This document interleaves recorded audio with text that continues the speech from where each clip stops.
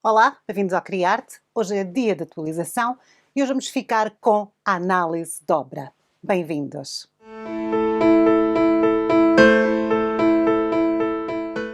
Olá, bem-vindos ao Criarte. O meu nome é Sara. Hoje é dia de atualização no nosso canal. Bem-vindos ao primeiro vídeo de janeiro de um novo ano. Bem-vindos ao Criarte. Se é a primeira vez que aqui estão, sejam muito bem-vindos. Se voltam aqui todas as semanas, muito obrigada. E para começar o novo ano, nada melhor que continuarmos com as análises de obras do romantismo inglês e com a análise da obra daquele que é, obviamente, o maior pintor inglês de todos os tempos. Pelo menos para mim, porque eu adoro. Estou a falar de William Turner e hoje vamos analisar esta obra inacreditável, Chuva, Vapor e Velocidade, The Great Western Railway, uma obra de 1844. Sejam bem-vindos. E esta obra, de todas aquelas obras que eu já vos falei de Turner, é uma que tem um lugar especial no meu coração. E também precisamos um pouco do enquadramento histórico da Inglaterra do século XIX para a perceber melhor. Nesta altura, a Rainha Vitória ascendeu ao trono, em 1837, para iniciar aquele que foi um dos reinados mais longos da história, 63 anos. Este reinado ficou conhecido como a Era Vitoriana. Foi uma era marcada por intensas mudanças tecnológicas e, claro, pela industrialização. E um dos grandes símbolos desta era vitoriana industrializada e muito moderna foi realmente a crescente presença de comboios na vida cotidiana dos britânicos. Os primeiros comboios de passageiros foram desenvolvidos na década de 1830. Em 1844, deslocamentos baratos de apenas um centavo tornaram-se possíveis sob a lei da regulamentação ferroviária. Essa regulamentação de preços promoveu um boom de mercado para usar mais de 3.200 quilómetros de linhas ferroviárias que ligavam as cidades e o interior da Grã-Bretanha. Em pouco mais de 15 anos, o público britânico adotou o comboio como seu meio de transporte preferido. Andar de comboio no início do século XIX era muito popular. E assim, William Turner capta este emocionante método revolucionário de viagem através desta sua pintura. Chuva, vapor e velocidade. The Great Western Railway. Esta pode ser considerada uma obra-prima do romantismo vitoriano, cheia com as esperanças, medos e as reminiscências do mundo da altura. Turner pintou Chuva, Vapor e Velocidade em 1844, no mesmo ano da Lei da Regulamentação Ferroviária. É uma obra que é óleo sobre tela e mede 121 centímetros de largura por 91 centímetros de altura. Aqui podemos observar uma ponte com um comboio na extrema direita e uma ponte pedonal menor na extrema esquerda. Temos também um barco a remos no meio à esquerda. Várias formas de transporte confiáveis feitas pelo homem contrastam com o clima natural britânico, que é muito imprevisível. A tela mostra no extremo direito a ponte ferroviária Maidenhead. É apresentado ao espectador num ângulo oblíquo acentuado, implicando uma grande e longa distância. A ponte ferroviária Maidenhead atravessa o rio Tamisa entre as cidades de Maidenhead e Taplow. Esta ponte foi projetada por Isambard Kingdom Brunel e construída em 1839. Esta era notoriamente famosa por causa do seu design inspirador de apenas dois arcos de tijolos que se estendem pelo amplo rio Tamisa. Em direção ao espectador está em movimento um grande comboio preto no topo da ponte ferroviária de Maidenhead.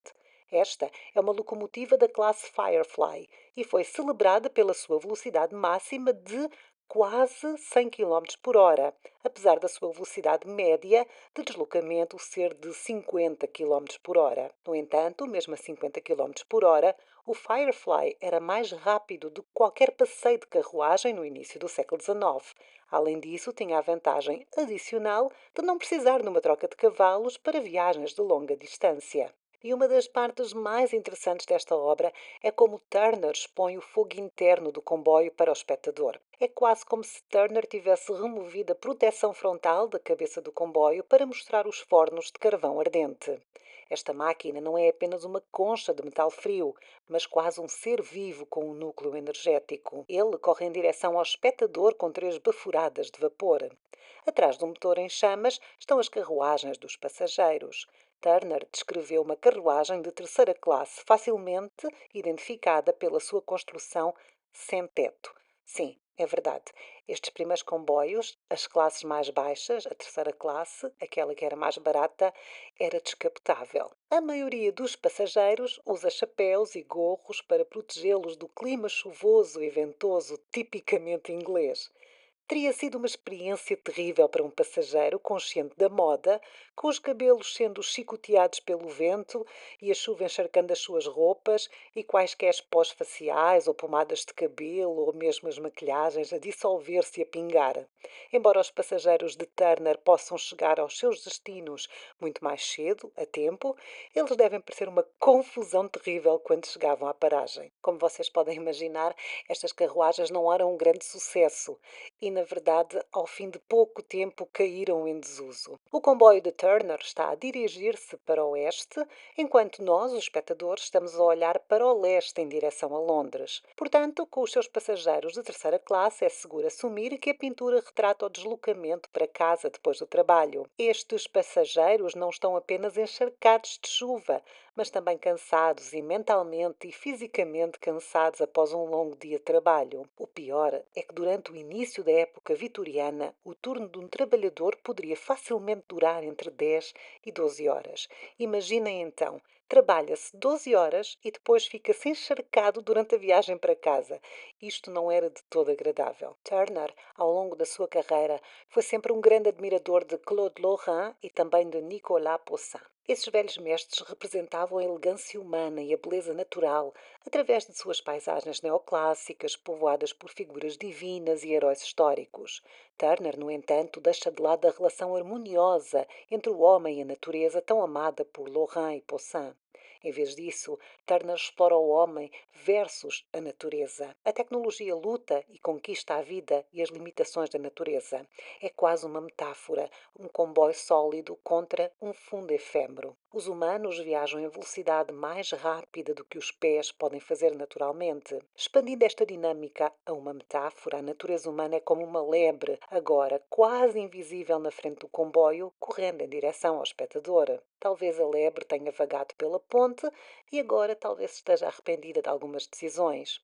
Notavelmente, as lebres podem correr a uma velocidade máxima de 95 km por hora, igualando a velocidade máxima do comboio Firefly. Portanto, supondo que este comboio não esteja em velocidade máxima, a lebre ainda tem alguma chance de superar o comboio. É uma forma otimista e esperançosa de ver o futuro na época vitoriana. Vamos agora olhar com mais atenção para toda a obra. Na extrema esquerda da tela há uma ponte pedonal.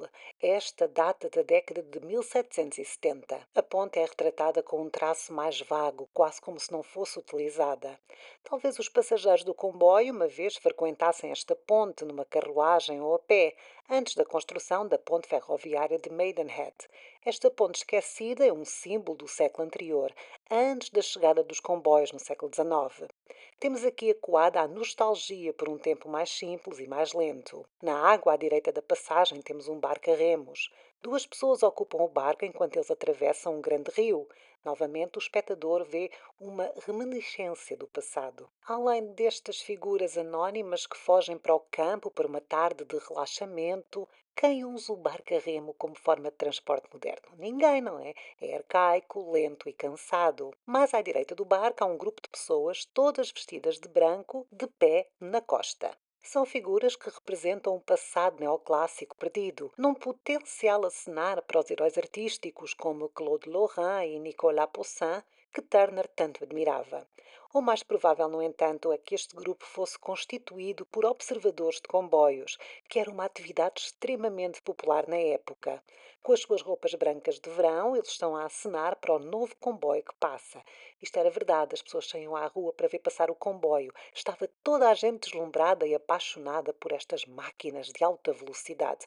Então as pessoas vinham para a rua e acenavam, e aqueles que estavam no comboio acenavam de volta, era um passatempo. Nas décadas de 1830 e 1840, esta era uma forma de diversão, ficar do lado de fora e acenar para os passageiros dos comboios próximos.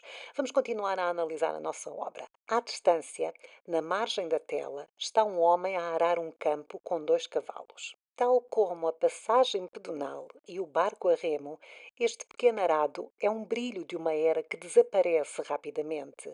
A era pré-industrial está a terminar. As quintas estão a tornar-se mecanizadas, as fábricas estão a substituir os empregos agrícolas, as casas estão cheias de produtos manufaturados. A pintura de Turner explora a mudança de equilíbrio entre o mundo agrícola e o mundo industrial. E isto é a alma do romantismo inglês. É o olhar com saudade para um passado, numa altura em que a vida estava a mudar muito depressa. O pós-revolução industrial mudou a vida completamente. Agora existiam comboios, alta velocidade, empregos em fábricas. Então, as antigas quintas, aquele antigo viver inglês, viver da Grã-Bretanha, estava a desaparecer. E o romantismo é, claro, um movimento que reflete isso. E apesar da composição desta obra de Turner poder ser considerada um pouco desenfreada, há uma geometria rígida, oculta, nesta obra Chuva, Vapor e Velocidade. A obra enquadra pontos de interesse, pontos-chave, e é inteiramente baseada em proporções e formas rítmicas. Para começar, a linha do horizonte está ao longo de uma linha horizontal central, destacada em vermelho, dividindo igualmente a tela entre a parte superior e a parte inferior. Uma linha laranja destaca um eixo central que divide a esquerda pacífica da direita turbulenta. Então, no lado direito está a ponte ferroviária de Maidenhead, irradiando do centro da pintura como raios de sol, deixando o seu núcleo. Estes destaques amarelos complementam a linha verde que irradia do setor inferior esquerdo. A linha verde atravessa o barco a remo na água e faz uma varredura dinâmica pela margem do rio. A ponte pedonal, destacada aqui em turquesa, forma um triângulo com um lado horizontal paralelo ao horizonte. A sua hipotenusa é paralela à linha verde do barco a remos. Turner criou uma dinâmica notável sem usar explicitamente linhas diagonais. Além disso, o movimento é criado com a repetição de espaços circulares e mais redondos. 4 círculos consecutivos formam os arcos da ponte pedonal. Os diâmetros dos arcos encolhem num padrão controlado de 5, 4, 3 e 2, para criar não apenas um ritmo regular, mas também uma sensação de distância, de recuo. O padrão redondo é ecoado no grupo oval de figuras à beira do rio, destacadas aqui em violeta. Assim, podemos perceber que as linhas vermelha e laranja adicionam estabilidade à composição. As linhas amarelas, verdes e turquesa adicionam movimento radiante. As formas de índigo e violeta adicionam movimento circular e momentos de pausa. Coletivamente, tudo brinca uns com os outros para criar uma ordem e interesse. É muito habitual as composições de Turner serem assim. Na verdade, as composições de Turner são fascinantes, tal como o resto da sua obra. Vamos agora olhar para a atmosfera desta obra. Aqui Turner criou uma tonalidade atmosférica. Espalhou a tinta em pinceladas curtas e largas de uma paleta suja na tela e desenhou gradualmente formas da sua base de cor. No centro da pintura e no canto superior direito, Turner usou impasto grosso como uma espátula. Para ilustrar a chuva, ele colocou massa suja na tela com uma espátula, enquanto o sol brilha com pedaços grossos e manchados de amarelo cromado. Além disso, Turner usou tons frios de carmesim para ilustrar as sombras, e mesmo que o fogo no motor a vapor pareça ser vermelho, provavelmente é pintado com cobalto e verde ervilha. Estruturalmente, a imagem tem um arranjo equilibrado de formas com os seus elementos geométricos firmes. Algumas pessoas interpretam esta pintura como análoga à do Temerer, que nós temos análise aqui neste vídeo. Eu vou deixar linkado no ecrã e também aqui embaixo na descrição deste vídeo. Aqui podemos considerar que parece haver uma transição do passado para o futuro à medida que o comboio acelera na nossa direção. Além disso, ambas as pinturas criam um contraste entre a tecnologia e a paisagem pacífica. Mas existem outras interpretações. Algumas dizem que à esquerda da pintura, Turner apresenta uma segunda ponte de pedra que serve como analogia à ponte de Apulia e Apulos de 1814, enfatizando que ambos os principais elementos estruturais foram empurrados para a margem da tela. Turner foi um grande pintor durante a era do romantismo. Esta foi a era de captar a energia e a paixão. Turner não se concentra no realismo subjetivo do assunto, mas sim na sua experiência subjetiva. Ele abraça a majestade de Lorraine e de Poussin, mas não a sua clareza. Ventos turbulentos giram com pigmentos espumosos, criando formas dubulosas e contornos embaçados. Raramente este tipo de composição foi encontrada em pinturas pré-impressionistas. Esta obra tem uma composição extremamente distinta. Turner dispensou a racionalidade visual e abraçou a emoção visual. Quando Turner pintou Chuva, Vapor e Velocidade, ele já tinha 69 anos. Ele viveu os primeiros 25 anos da sua vida no século XVIII e o restante da sua vida no século XIX. Durante a sua existência, a Grã-Bretanha transformou-se num novo mundo quase irreconhecível. Isto deve ter sido assustador e muito rápido. Chuva, Vapor e Velocidade, The Great Western Railway, uma obra de 1844, daquele que é considerado por muitos o maior pintor inglês de sempre, William Turner. E é com ele que fechamos as análises de obra do romantismo inglês aqui no Criarte. Começamos muito bem janeiro, não acham? Começamos muito bem o ano com uma obra lindíssima. Se quiserem apoiar o Criarte e se gostam do William Turner, eu lembro-vos que nós temos uma coleção giríssima inspirada diretamente, muito diretamente, na obra de Turner. Eu já andei com as minhas camisolas novas por aí. Não temos só camisolas, temos muitas outras coisas. Vocês podem ver tudo o que nós temos disponível nos links que ficam aqui por baixo do nosso vídeo e também na descrição do nosso vídeo temos os links para a loja Criarte que fica dentro do YouTube e é uma forma simpática de nos apoiarem. Outra forma direta e muito simpática de nos apoiarem seria deixarem um comentário gentil neste vídeo. Eu vou fazer na próxima semana uma biografia de um pintor do romantismo inglês. Vamos fechar o romantismo inglês com algumas biografias e vocês deixem aqui nos comentários se também querem uma biografia de William Turner. Eu terei todo o prazer em fazer. Estamos mesmo a fechar este período maravilhoso da história da arte, que é o romantismo, e se têm alguma sugestão ainda dentro deste tema, deixem então aqui um comentário. Se não, vamos avançar. E pronto, se quiserem apoiar o nosso canal mais diretamente, podem fazê-lo através dos membros do Clube Criarte, deixo o link aqui em baixo do nosso vídeo, nas descrições.